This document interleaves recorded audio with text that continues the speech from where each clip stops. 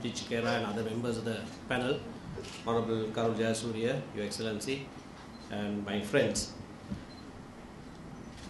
5 minutes is all I have, so I'm going to say a few things in a very disjointed way.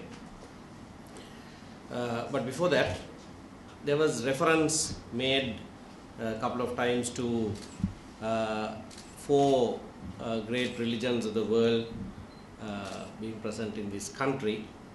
And whenever that fact is mentioned, I always remember something that Judge Veeramantri wrote about the laws of this country. You know that the laws in this country, we have many laws. We have the Roman Dutch law, we have the English law, we have Tesavalama, we have the Kandyan law, we have the Muslim law, we have the Mukkua law. And he said Sri Lankan law is embarrassed by the richness of its source rather than the lack of it.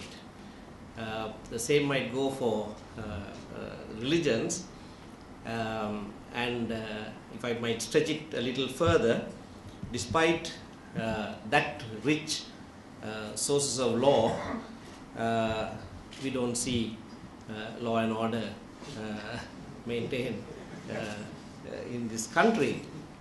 Perhaps that may be one reason why we have all these religious conflagrations as well. I'm going to deviate a little from what most people have said. It has been said here that it's generally the minorities within a particular group that go on a rampage, and the majority of those people, the group that they belong, cannot be held responsible for that. I don't agree.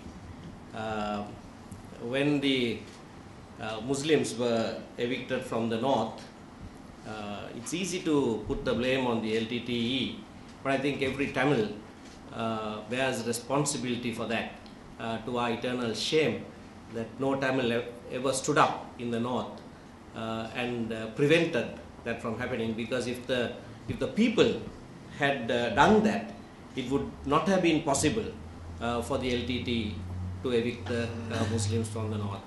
And I can say it as a Tamil. I don't want to say anything to the others. Each community must take this to heart and bear the responsibility for perhaps the minorities in their group doing these things, but take it that it is their responsibility, that when it is done in their name, that they too are responsible.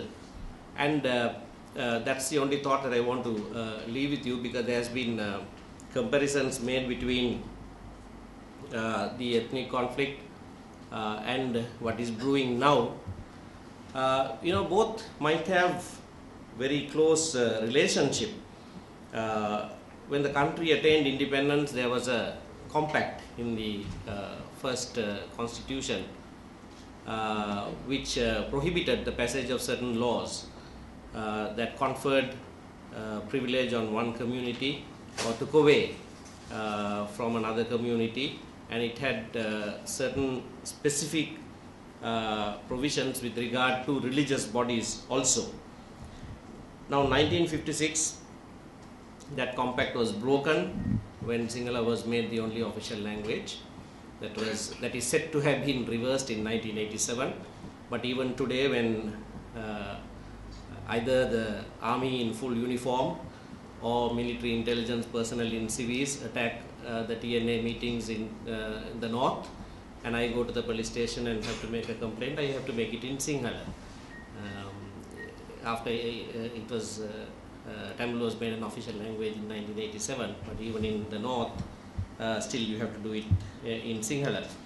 But that was done in 56. But in 1972, that constitution of 1948 was replaced with the first Republican constitution, which did two important things.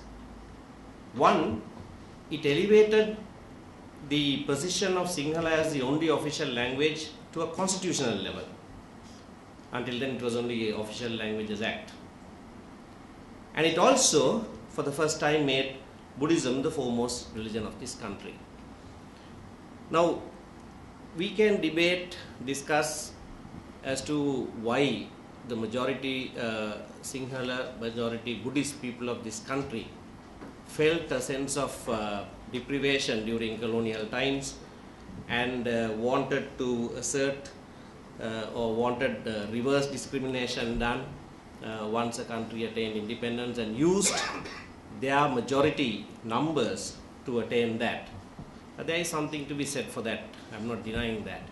But in that process, you also then provided for disenchantment or feelings of insecurity, feelings of discrimination on peoples of this country who were numerically in the minority.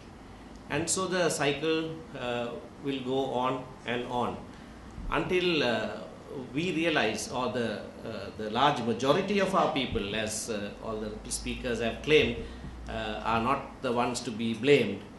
But if they are not to be blamed, then we have to realize that enough is enough, and not be silent spectators while this carnage goes on, and step out and assert, if we adhere to right principles, assert that that is the one that will prevail over and above what the small minorities are taking forward. And one practical step I want to suggest in the present climate, in the present context where the Muslims have come under attack, I really don't understand why this is happening to the Muslim community. At least the Tamils, you can say they took up arms and fought the state. What have the Muslims done? Why are they being hunted like this? And if we are responsible people from other communities, I'm suggesting, I've done this once before, second time I'm doing this in public, I'm suggesting that if it ever becomes dangerous, it is already, but if there is a decree that the Muslim people, the Muslim men shall not wear the face cap, or the Muslim women should not wear the hijab, I'm calling on all right-thinking people in this country, Buddhists, Christians, Hindus, to come forward and ourselves wear those. Thank you.